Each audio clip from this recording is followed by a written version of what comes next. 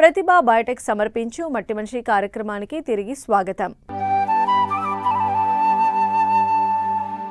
సాంప్రదాయ పంటలతో ఆశించిన లాభాలు రాకపోవడంతో వినూత్న పంటల వైపు అడుగులు వేస్తున్నారు రైతులు.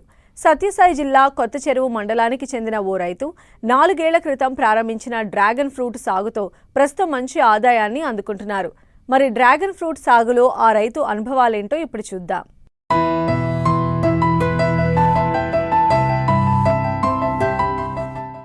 ఇదిగో ఇక్కడ కనిపిస్తున్న ఈ డ్రాగన్ ఫ్రూట్ తోటను చూడండి. ఇది తైవాన్ పింక్ రకం. దీనిని సాగు చేస్తున్న రైతు పేరు వెంకటేశ్వరులు. సత్యసాయి జిల్లా కొత్త చెరువు మండలం నారాయణపురం గ్రామానికి చెందిన ఈ రైతు గతంలో వేరుశెనగ వంటి సాంప్రదాయ పంటలను సాగు చేసేవారు. అయితే పెరుగుతున్న పెట్టుబడులు, కూలీల కొరతతో ఆశించిన లాభాలు లేకపోవడంతో ప్రత్యామ్నాయ మార్గాన్ని ఎంచుకున్నారు. తన కుమారుడి సూచనతో 4 ఏళ్ల క్రితం 2 ఎకరాల్లో డ్రాగన్ ఫ్రూట్ తోటను ఏర్పాటు చేశారు. మొక్కలు నాటిన 11వ నెల నుంచే దిగుబడి ప్రారంభమవగా ప్రస్తుతం 3వ పంటను కోస్తున్నారు. నేను మామూలుగా వేరుశనగ వేస్తుంటే మెట్ట ప్రాంతం అంతా వర్షాలు సరిగా రాక లేబర్ ప్రాబ్లం అయ్యి వదిలిపెట్టి నీళ్ళు కూడా కొంచెం బోర్లో తగ్గిపోయా. అందుకని నా కొడుకు ఫ్రెండ్స్ అంతా కర్ణాటకలో 2-3 పంటలు వేశారు డ్రాగన్ ఫ్రూట్. వాళ్ళతో సహకారం తీసుకొని మొక్కలు తెచ్చుకొని 2 ఎకరాలు పెట్టి చేస్తున్నాయి. ఇప్పుడు ఇది 3వ క్రాప్. ఇది 3వ క్రాప్. ఫస్ట్ క్రాప్ 1 టన్ను వచ్చింది. ఇప్పుడు ఈరోజు కూడా పెరుగుతుంది. 2వ కటింగ్ 1 టన్ను అవుతాయి ఈరోజు. రేటు ఫస్ట్ 100 రూపాయలు అమ్మాను. ఇప్పుడు రేటు తగ్గింది కాబట్టి 80-90 అట్లా ఇస్తున్నాం హోల్సేల్ రేటు. మా లోకల్గా పెనగొండ, పుట్టపర్తి, అనంతపూర్ పంపించేస్తామంటే. తైవాన్ పింక్ 2 ఎకరాలకు 1000 పూలు నాటాను. కానీ మాకు తెల్లదనమాట. టెల్లి సిస్టమ్ పెట్టింటే బాగానే ఉండేది. మాకు తెలియక పూలు నాటి పెట్టాము. 4000 మొక్కలు పెట్టాము 2 ఎకరాలకి. వరుసకు 7 ఇట్లా వెడల్పు వచ్చేసి 11 అడుగులు. ఈ మధ్యలో ట్రాక్టర్తో రోటవేట్ కొట్టుకుని ఆ 7 అడుగులది లేబర్తో తగ్గించుకునేది. కళ్యాణదుర్గం అవుతారా పల్లి అక్కడి నుంచి తెప్పించాం.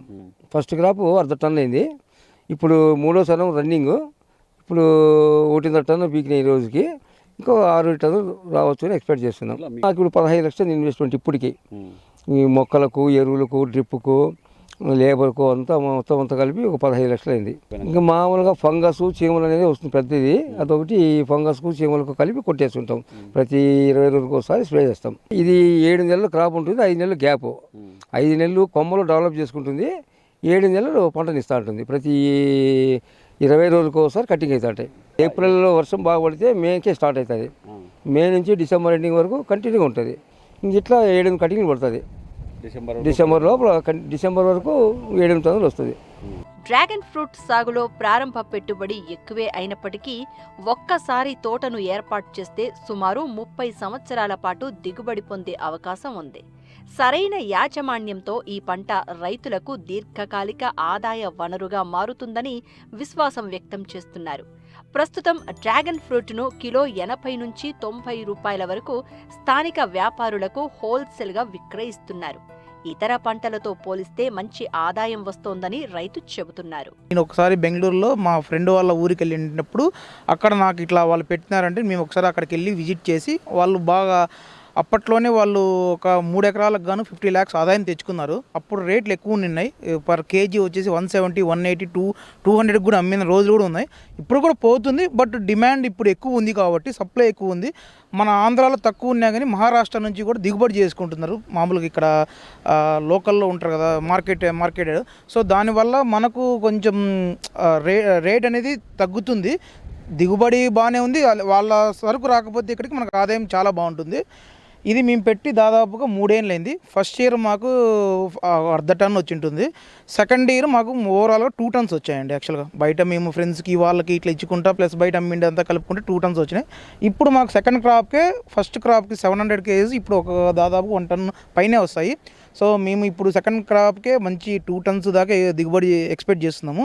ఇంకా ఇలాంటి కటింగ్లు 8-9 ఉంటాయి. మనకు వర్షం మీద ఎక్కువ ఆధారపడి ఉంటుందండి. ఇది వర్షం ఎప్పుడైతే మనకు బాగా పడిందంటే వెంటనే ఆ రోజు నెక్స్ట్ 2 డేస్కే బడ్స్ అనేది స్టార్ట్ అయితే ఆ బడ్స్ స్టార్ట్ అయినప్పటి నుంచి 35 డేస్కి మనకు ఆ పువ్వు అనేది బయటకు వచ్చేసి 45 డేస్కి కటింగ్ పడుతుంది. సేమ్ ఈ ప్రాసెస్ అనేది కంటిన్యూస్గా ఉంటుంది అనమాట.